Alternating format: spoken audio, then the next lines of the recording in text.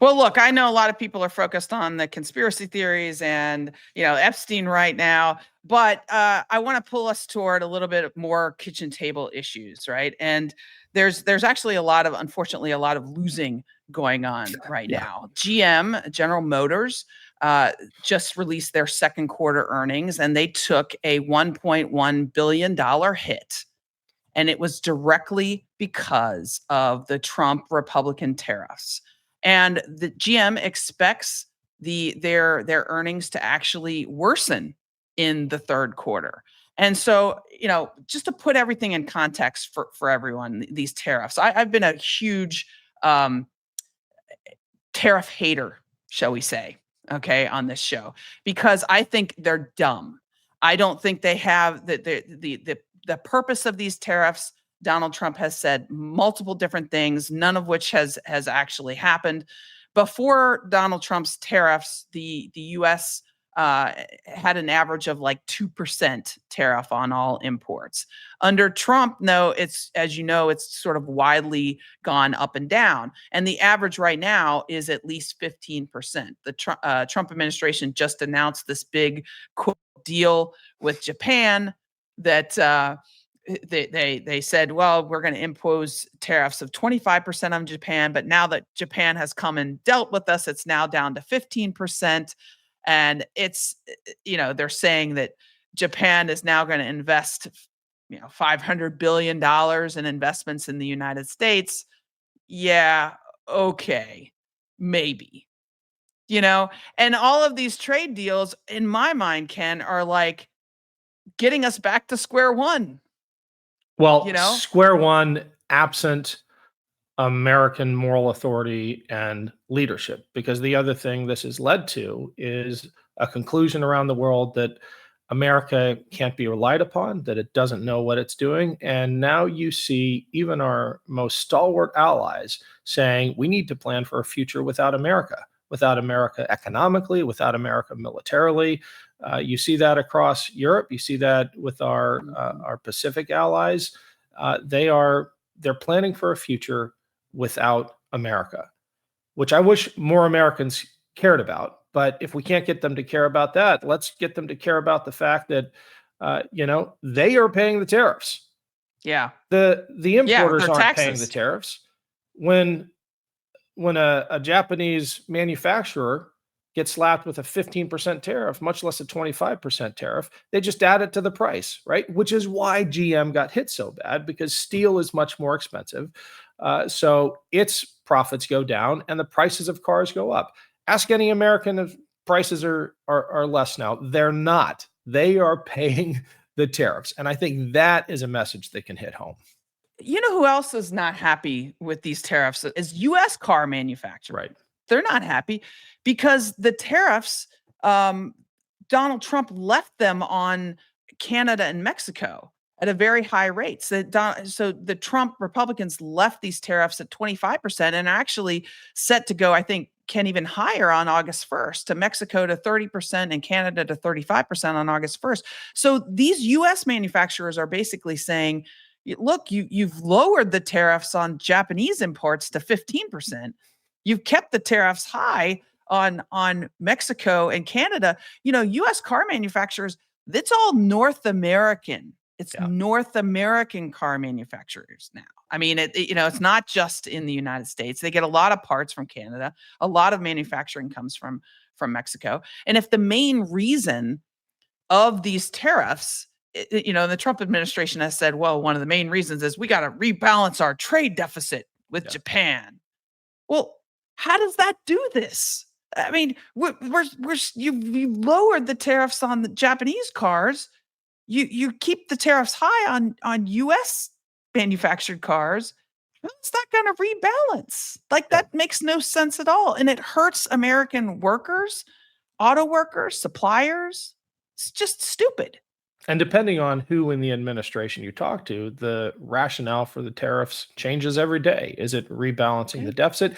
Is it a negotiating tactic? Is it to reshore jobs? It's funny how every time they lose an argument, they say they move the goalpost. They change the argument. They say, no, it was a negotiating tactic after all. So they don't know what they're doing. And I think the rest of the world knows that, and we're being punished for it.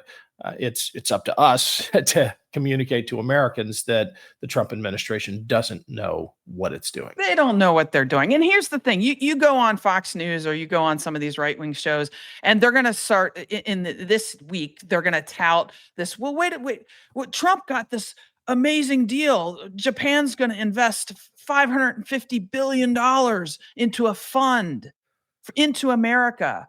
That's, you know what? Maybe that'll happen. Probably not. Recall that China, during the first administration, China promised Donald Trump that they would buy $200 billion of U.S. agricultural products. Remember that? Remember that promise? Did they? No, they did not. Remember how Donald Trump promised that Mexico would pay for the wall? No, it did not.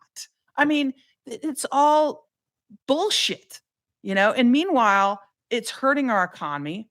We now know that Trump's tariffs are supposed to raise inflation from 2.7 to 4.7 in the first year, and that's going to raise interest rates, and that's going to slow our economy. And this is why Trump's approval rating in this area is, getting worse and worse. Yeah, as it should. As it should. And Donald Trump's approval rating in almost every area, I don't know if you saw this, Ken, is underwater. Every area except for border security, he is underwater. I mean, he's not doing a great job. Nope, he's not doing a great job, and I don't know how we better communicate that. These numbers are actually giving me a little more faith in the ability of Americans to see past the BS and the lies.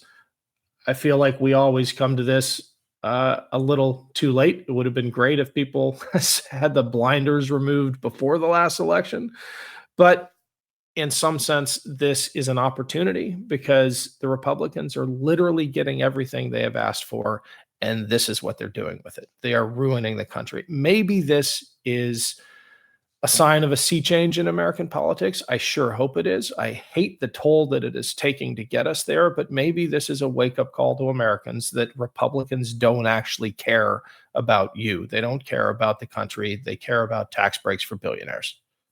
Well, Trump's underwater in all of these areas: prices and inflation, healthcare, government funding and social programs, trade with other countries that we just talked about, education. Where he's also, the approval rating has changed. And this is really, I really want to ask you about this, Ken, because you're so involved in the decentralized media and talking to what you might call, or some people would call, the manosphere. Is Trump's approval rating among men has really changed. There was a Newsweek article that talked about this in the past 5 months. He used to enjoy, back in February, Trump used to enjoy a 60% approval rating among men, with just 40% saying they disapproved, which was a 20-point net positive. But his numbers started slipping. And now they're down. According to this YouGov poll, just 47% of men said they approve the job that President Trump is doing. So, wow, that's a change. Yeah, that's a change, a welcome change. My window into that comes from listening to the influencers and what they're saying. And I think one of the things we have to understand about this demo in particular, this demographic, is that they're not as obsessive about politics as you and I are, right? They go as much on vibes and just a feeling of the political currents, and Trump appeals to them in a low density information environment where they're not hearing about the day-to-day outrages, the scandals, the grift. That's not the information they swim in like you and I do. But it is really hard to ignore the images of armed thugs, government agents on the streets, rounding people up. It's even Joe Rogan and Theo Vaughn can't ignore that. And Joe Rogan is talking about, and I'm no fan of Joe Rogan, but I'll take the ally where I can get him on the issue that we can leverage him on. And when Joe Rogan says this is crazy, rounding up gardeners, You said you were going to go after the criminals. That is hugely influential. And granted, it has taken much too long for these folks to come around, but I'll take it. And I think that is part of what is happening. Trump has so overplayed his hand. And at our core, I still believe that Americans are good, that we are compassionate. Look, there are some bad apples, right? But I think most Americans, when they see what happens to the father of 3 Marines who is mowing a lawn outside of an IHOP and 4 masked armed thugs tackle him to the ground. He's worked here his whole life. He sent his sons in the Marine Corps so that they could defend the country that gave him a second chance and a new start. Even Joe Rogan's audience is like, that's wrong. Yeah. Yeah. I mean, sometimes it has to hit people personally that the leadership of this country is steering the country in the wrong direction, and or emotionally, when we see the father of 3 United States Marines get tackled to the ground and treated so poorly, that's an emotional thing. Like, oh my gosh.